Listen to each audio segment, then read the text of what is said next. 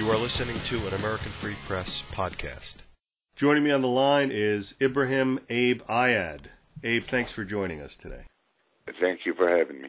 We met actually several years ago when you were in the news in regards to a wall mural on one of your businesses. Let's get into that a little bit later on, but the main reason we're talking is because you have a certain number of acres of property in Jerusalem that you have decided that you are going to donate or dedicate to the USS Liberty. And I want to get into that in great detail in a moment, but before we do, for the benefit of the listeners, could you give them a little bit of background about who you are? My name is Abe Ayad. I was born in Dearborn, Michigan. My father, Ishmael Ayad, was a World War II 100% disabled veteran. He had some problems when he was younger. His father, my grandfather, was fighting against the British in World War I. And when my father was like 5 years old, his dad got killed. And a British tank commander actually pulled up and blew up my grandfather's grave. And having died, my grandmother had a lot of property. She was an only child. And my grandfather had a lot of property. So my dad's family, they started trying to hurt my dad so they could take over the property because there were all these people and he was only one. So his mother had smuggled him off with his cousin overseas, which he landed on the shores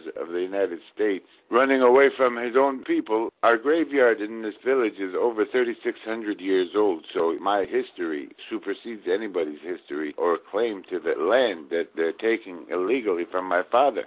So my father wound up in America, and World War II had broke out, and he was caught being illegal, and they gave him the choice. Mind you, he's an only child to his old widowed mother when he first left. So he loved this country so much, and he wanted to help people that were being oppressed. He volunteered. He said, I'd go to war. So he went to war. He was a first-wave lander on Anzio. He survived the landing. He got wounded during the occupation. He got the Bronze Star, one of his medals, Purple Heart, and several other. He's got all kinds of medals and badges. So next thing you know, Israel starts confiscating his property. When he got wounded, he was lost for 3 days at a MASH unit during the air war. It's on his discharge papers. So the Army, with its infinite wisdom, had sent my grandmother a letter telling her he was dead.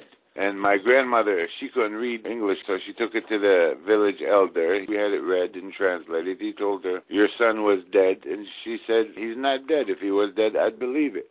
She was working as a nurse at a local hospital, and they were trying to trick an old lady who they thought her son had died, and they'd come and they'd pawn their land to her, a tree or something, and she'd buy it and put it in his name. All the while they thought he was dead. And back then the communications wasn't as great as today, where we have the internet instantly anywhere around the world. Back then you had to go by stale mail or telegraph. They barely had the telephone back then. So when he survived and came home, everybody thought he was a ghost. So he had all this land that his mother had refused to believe he was dead and was buying for him. And all of a sudden, Israel starts confiscating this land, doing all kinds of stuff to it. So I was trying to protest this action in the early 90s, and they started at first giving me all kinds of information. And then they wanted me to sign for some property that they confiscated from him. It's illegally confiscated even according to Israeli law, because it's occupied territory. It can't be taxed, and they confiscated it for tax purposes.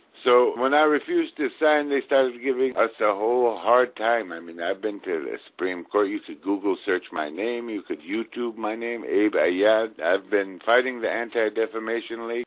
I've been fighting with them for 20 years, and all I've wanted to do is survive, and they've wielded their influence over the Department of Justice, even up to James Comey, who came down personally to oversee their raid against me, which got them nothing at all. They robbed me for over $3 million.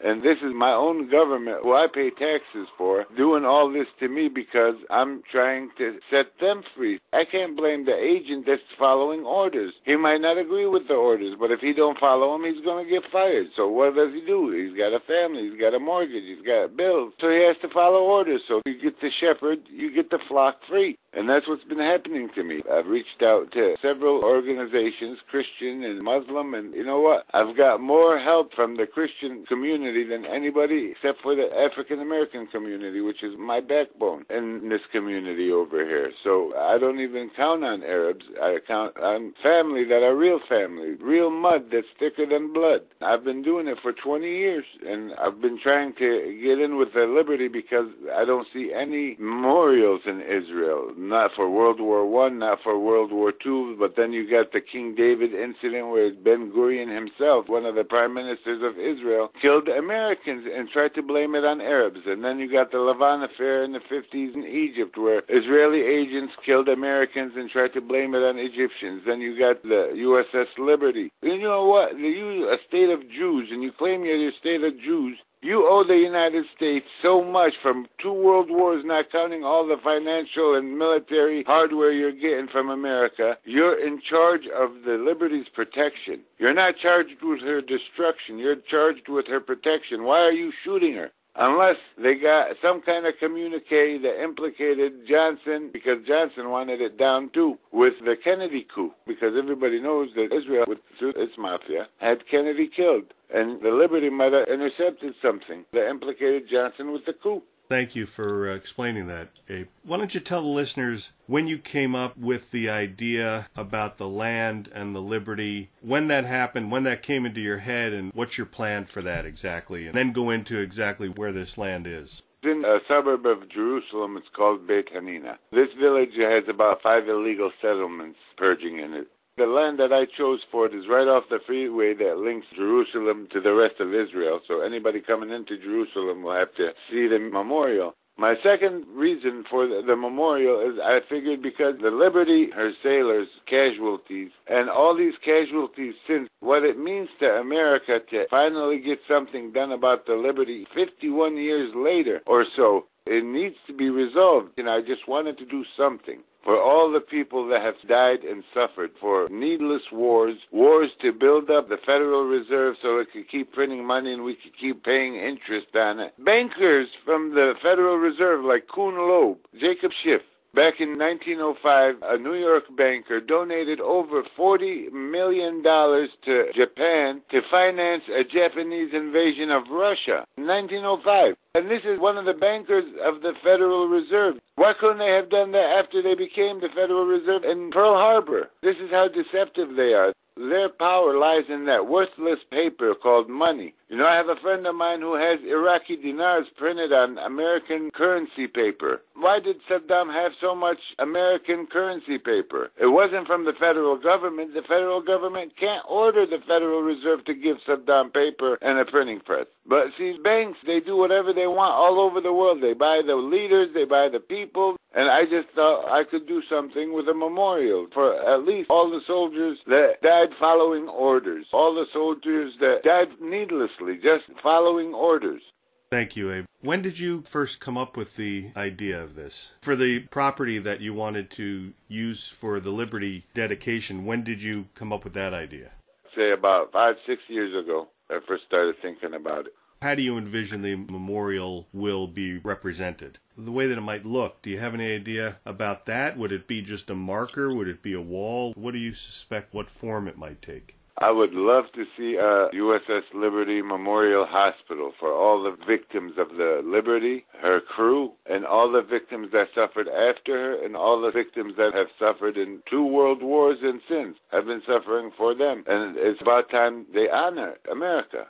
So on your property, which is clearly your property, there's no doubt that it's not your property. They have not yet illegally absconded with it. There's a possibility that might happen if this thing starts to heat up. But on the property, are you thinking of placing some kind of a marker first as the memorial for the Liberty, or do you want to get into building something first? A whole side of a mountain. So I was maybe thinking about putting like a sketch of a ship in honor of the USS Liberty. It's an honor for me to be a part of. It's just an absolute honor for me to be involved with anything that has to do with that Liberty.